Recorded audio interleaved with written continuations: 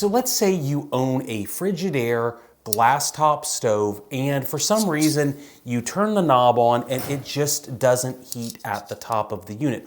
What could cause this? Well, there's only 2 or 3 things that could actually cause this not to work, and I want to show you how to troubleshoot these problems straightforward. It's not too hard to do. If you do find that you need the element or the switch or anything else that's wrong, make sure to check the description because we do have some of those items for sale through our YouTube store. If you buy it from us, it does help me make more videos, but if not, I understand. But let's go through this and try to figure out what's going wrong with your Frigidaire stove today. For the repairs, in this video, you're going to need the following items: a 1/4-inch hex head screwdriver with a Phillips bit or a drill gun with both of these, a multimeter, a pair of needle nose pliers, rubber-lined gloves if you decide to deal with the live electricity, a phone to take pictures of all the wires we're going to deal with, and then a 1x4 or 2x4 piece of wood or something else to hold the glass top up if a burner needs replaced. First, let's try any of the other burners. Do any of the stovetop burners work at all? If you find that all of them work except this one, then it's pretty clear that you have an issue with just the one burner and its related components. However, if none of your stovetop elements work, then chances are there's a likely issue with power coming into the stove, so we want to go ahead and check that. So let's first start with the power cord and electrical outlet. To start, you can use a multimeter and set it to AC voltage.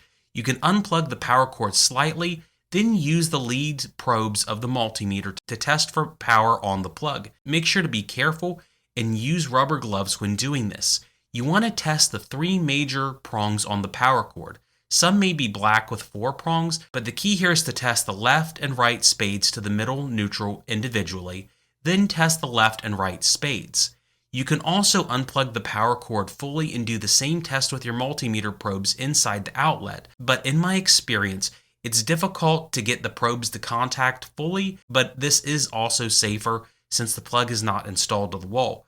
But either way, you should find that you get 240 volts to the left and right prongs or 120 volts on a particular leg. If you don't get that, then chances are the breaker needs to be fully reset. If the voltage issue persists after cycling the breaker, it could be a bad outlet or breaker itself, and that would require an electrician, not an appliance technician. Next, let's look at the power cord and where it goes to your stove or range, depending on what you want to call this thing. The terminal block is usually at the bottom center of the unit either way. Inspect the terminal block for damage. Are all the wires on the cord to the block intact? Is the terminal block itself burnt or showing any signs of damage? What about the 3 wires that go from the block into the oven cavity? If anything looks burnt, damaged, or destroyed, this would be the cause of your issue and you need to replace it. If you want to, you can perform the same test we just did at the power outlet on the terminal block. You would test center to left, then center to right, and both should get 120 volts from left to middle and then right to middle or near that number. Then the left to right should be about 240 volts. If you don't get anything close to that number, then something's wrong between the cord and the terminal block that needs fixed. I do have a video showing you how to replace the terminal block, and I will make sure to link it at the end of this video. At this point, you want to go ahead and unplug the stove for now until we get to some future tests. But let's go ahead and get further into the unit to test more components. You'll need to be able to get to the rear of the unit to do these further tests. Next, use a screwdriver or drill gun with a 1/4-inch hex head on it to remove all the screws from the top panel. Some of these types of Frigidaire stoves could have an upper and lower panel, and some could just have one panel, and this will vary from model to model. Behind the control panel, you will find 4 or 5 sets of switches matching the front of the stove. These switches are going to vary in style depending on the burner, if it has a single setting, a double setting, or maybe even a triple setting burner, which will vary by model. These switches are going to look different, but operate generally similar to one another. Additionally, the switches may have different color markings on them, with or without a red dot, to indicate if the burner is a 6-inch or 8-inch burner, although again, testing these items is rather identical. First, make sure to take a picture of any of the wires before you remove them so you know where they go as we need to take them off. Next, remove the spade connectors from the terminals. You may want to use a pair of needle nose pliers. It will make this much easier. Once the main wires are removed, Look for lettering on the spade terminals that is on the infinite switch. The terminals are typically marked with L1, L2, H1, H2, and P1 on these style of terminals. This is what the unit looks like through an electrical schematic. You can attach the multimeter clamps or probes to L1 to H1 or L2 to H2. You could also attach it from L1 to P1, which would check the hot surface indicator light as well to see if that will turn on when you move the knob. This is what the unit looks like with all the wires removed. The labels are quite hard to see on camera, so here they are more easily labeled and identified. We can use again that schematic against this picture of the wires that we took off to determine what we need to test to see if the switch is good. In this case, we want to test L1 and H1 or L2 and H2, but there was no wire that was on H1, so we can't really use it for this test. So we're going to go ahead and put the alligator clamps from my multimeter to L2 and H2. Next, you would set the multimeter to ohms resistance or continuity. You can then turn the dial on the front of the stove to any position, and you should begin to get continuity on your multimeter. This will tell you if you get a proper signal that is being sent through the infinite switch trying to go to the burner. You can change the terminals that the multimeter is attached to and do the same tests to see if any other terminals are damaged. In general, the key is to look between the matching L and H terminals with identical numbers. Sometimes you can even see the burnt damage on the outside of these switches, and other times you could only see it on the inside, but the multimeter shows you what's happening on the inside of the unit. Also, only one area could be damaged, which is why some of the burner could still theoretically work, or the hot light indicator could still continue to work when the unit doesn't actually operate. Next, now that we know the infinite switch can send a signal to the burner, we can keep the multimeter on resistance or continuity, then attach the multimeter to the wires that were going out from the switch to the burner. This will let us check the burner without actually having to get into the glass top and see if this is where the issue really is. Here we get a good resistance value, which should be between 10 and 70 ohms, depending on the style of burner. If you get an OL symbol or a super high resistance value, then the burner or wiring to the burner is bad and needs fixed. We can generally do the same test on other similar burners and switches and wire sets like this one. Get a picture, attach the probes to the correct spade terminals, and verify if there's resistance or continuity. The wire test again is going to be identical. This will show you if you can get electricity through one side of the burner to the other, indicating a path of electricity that can provide heat to the stovetop burner that may or may not have gone bad. In general, all of these wires should be marked with H1 and H2 that you would get a resistance value on the wires from. Next, let's go to this different looking switch. This is the switch that handles the burner that has both a high and low setting. This switch handles a smaller and larger burner with one dial. Some models could even have 3 ring sizes to choose from, and although these look different, they operate similarly to the ones we tested on camera. The process is similar here. Map the wires with a phone, note the lettering labels on the switch, and then begin to remove the wires so you can test the unit with your multimeter. Here's a schematic for what we are looking at, and this is a little bit more complex than the last one, but the same idea persists at the start. Take a photo, remove the wires, then use the lettering as your guide. I'll have some text as to a cheat sheet for this element in just a minute too. On this burner, here's what the lettering looks like, and it may be different to yours or it may be very similar, but at any rate, similar idea to the first switch. Match the numbers up. In this case, it's 2s and 4s, using one set of matched numbers for one set of coils. As you can see here, we do not get a reading on the smaller inner burner when we turn it on, but we do get a reading on the outer burner, showing that it did activate the outer burner electronically. The coil paths are different on these, so other combinations other than 4 and 4A and 2 and 2A will work as we test the individual coils, or there are settings that will test both coils together, but I hope that showing you how these tests work will help you diagnose if the switch is the part that is bad. But if you find a persistent OL signal between the numbers in the tests, then the switch is likely bad and needs replaced. The same wire to burner test can be done with your multimeter set to ohms resistance. Find the matched wires and test them with your multimeter. If you find an OL symbol or an extremely high value well beyond 80 ohms of resistance, then it's likely that the coil inside the burner is bad. However, again, I would note that the schematics for these burners do vary, and I would check for physical damage on the burner before assuming the wire test was done perfectly correct. Another way that you can confirm in general that the wires go to the double burner is simply trace the wires going from the switch to the stove cavity. This will help confirm what pairings you want to look for and then match them up. If you need to replace the switch if it's bad, here's how you would do it. It's the same way for any of these switches, even the ones that are single burner. First, take a picture of where the wires are, then begin to remove all the wires. Again, needle nose pliers can help if you need to take the wires off that are difficult. Then remove the knob of the switch that you want to take off. You could use a flat bladed screwdriver or a pair of needle nose pliers to get underneath to push forward and off for the knob. Then use an appropriate screwdriver or bit to remove the screws. In this case, it was Phillips bit screws. When the last screw is out, remove the knob from the stove housing. Here is a Choice Parts Infinite switch that I'm using to replace the OEM one. This one is a fraction of the price of the OEM version. Replacements get updated all the time, so the connectors could be slightly different. However, you're just going to match them up as they are almost identical. With the new one, to install the new switch, simply put it in the stove and then reinstall the screws. On my stove, there are 4 holes for screws on both the stove chassis and the switch. They could be mounted in multiple ways if needed. Next, I'm using my phone to map out the switch and wires. They go back together identically, although 2 areas have additional prongs that we don't need to use, but either side will work on these double-pronged different versions. At this point, you can test the new switch out to confirm if it works and heats up with the wires installed. This installation went flawless, although I'll be honest, the old switch worked fine too, and this test was just for demonstration. From here, you can reinstall that metal panel, either the top piece if it has 2 pieces or the one large piece depending on your unit.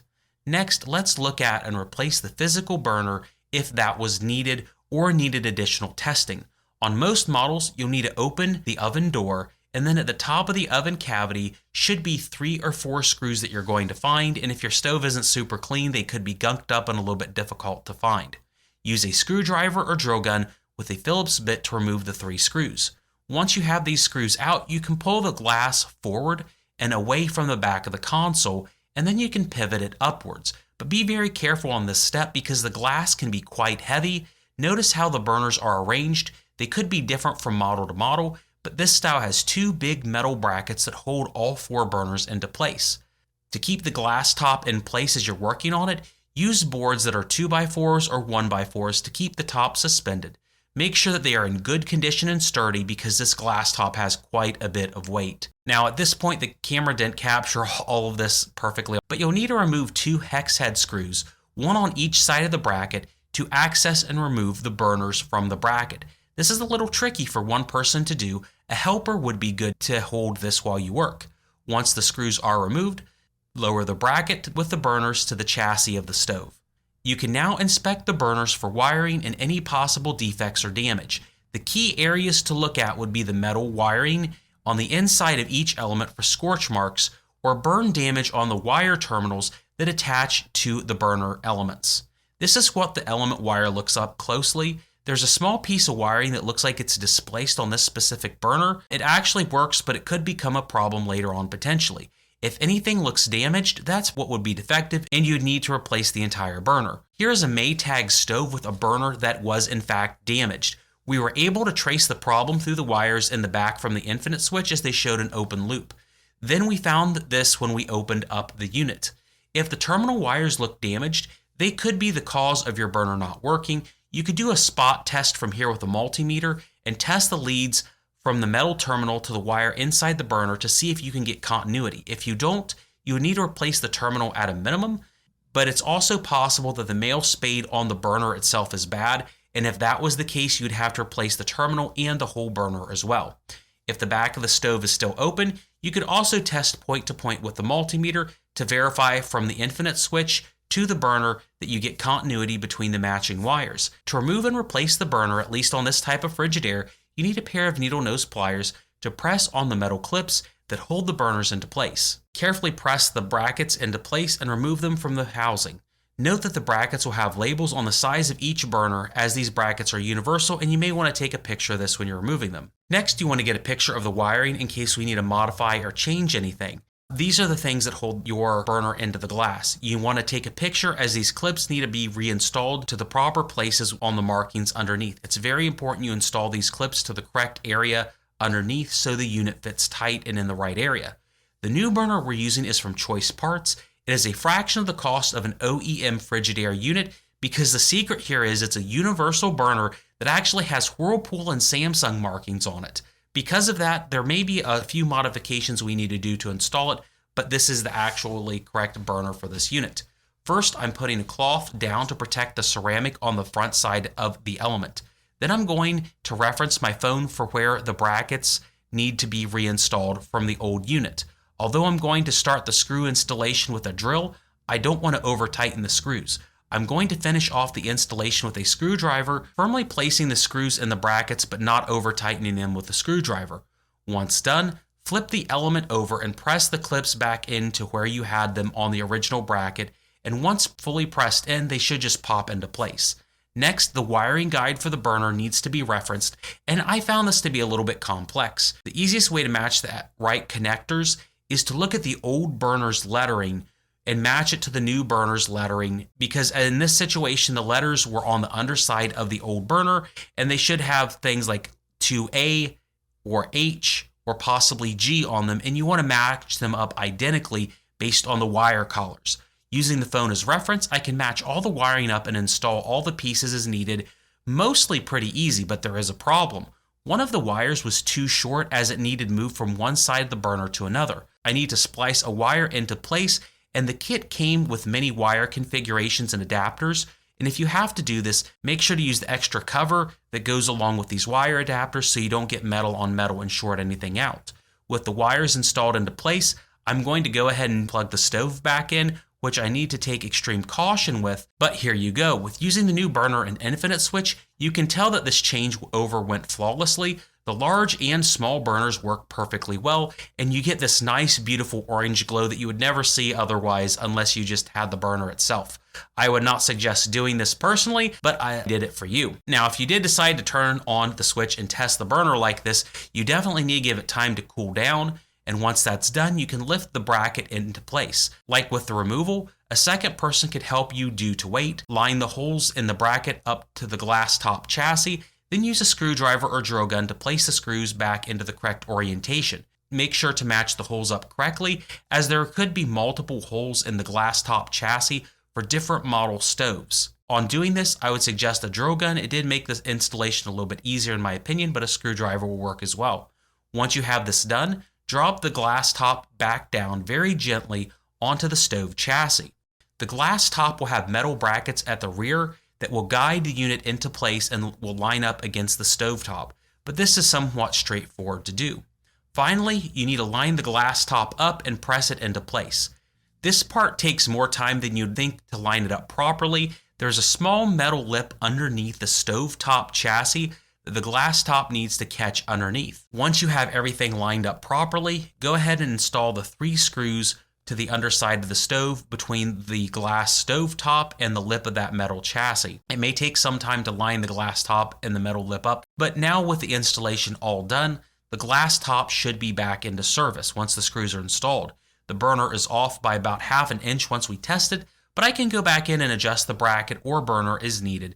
But at least at this juncture, everything's in place, working and in operating order. I hope this video helps you to learn how to troubleshoot your Frigidaire stovetop not working. Although we only replaced one burner, it was the most difficult one that we replaced intentionally, and the others are more or less the same, if not easier, because they have less wires that would have to be matched up.